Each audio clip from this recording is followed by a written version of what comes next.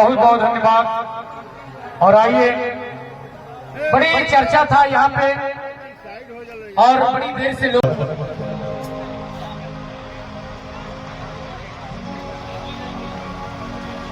अच्छा भैया बोलो तब जितना लोग पास में खड़ा बने आप सब लोग बैठ जाएंगे।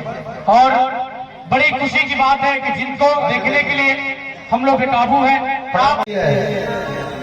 आज भोर लभके दरियावे में पर मेहान होके भी आई आजा राजा जी के कोरवे में जवान होके भी आजा राजा जी के कोरवे में जवान होके भी।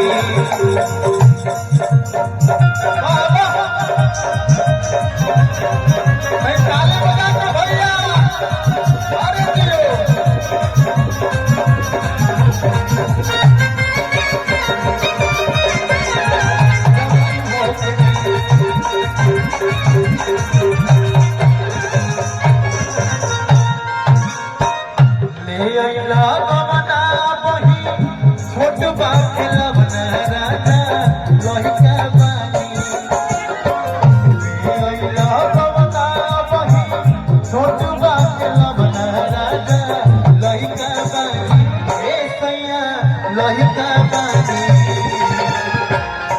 अरे सैया जी जब छोट खिलौना रहे तो हमारा के काहे लेके नहीं और अदे कह दिया अरे ले अइला गवना बही छोट बा खिलौना रहना लोही का बानी ले अइला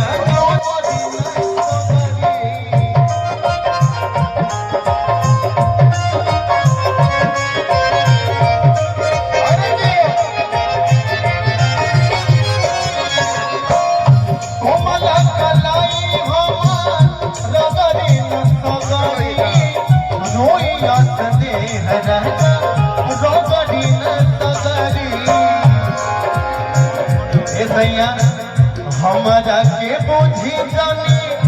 मन के बधावना राजा लइका बानी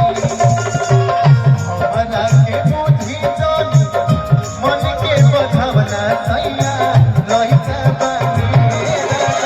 लइका बानी छोटी बेटा के कुछ दिन शहर में रोज लइका बानी